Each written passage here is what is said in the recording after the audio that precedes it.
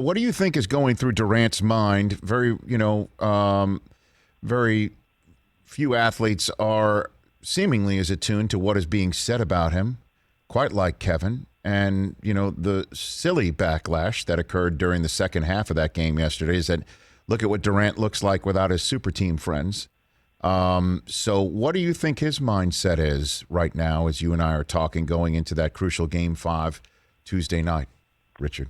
Well, I don't want to speak for Kevin Durant because I don't know his mindset. I know that he's one of those guys, just like every great player goes out there with something to prove.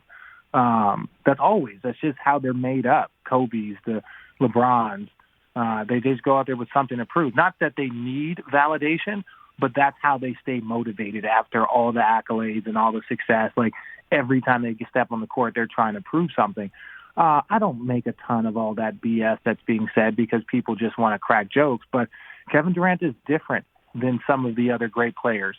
Like James Harden is one of those guys that can give you 35 and 10. So he's getting other people involved. Luka Doncic, another guy that give you, 35, 40, and 10. LeBron James. Those are guys that they are in an offense amongst themselves. You plot them on the floor, they're going to go get their points, and they're going to make sure that they're responsible for 20, 30 points on the other side. I think Kevin Durant is more of just a lethal scorer. And so for him, he's got to figure out a way to get other people involved because he has that ability.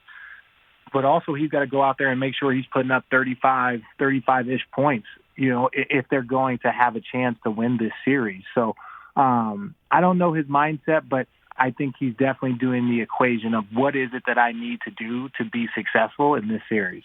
Hey, you watched all the way to the end. Thanks for that. Watch more right here.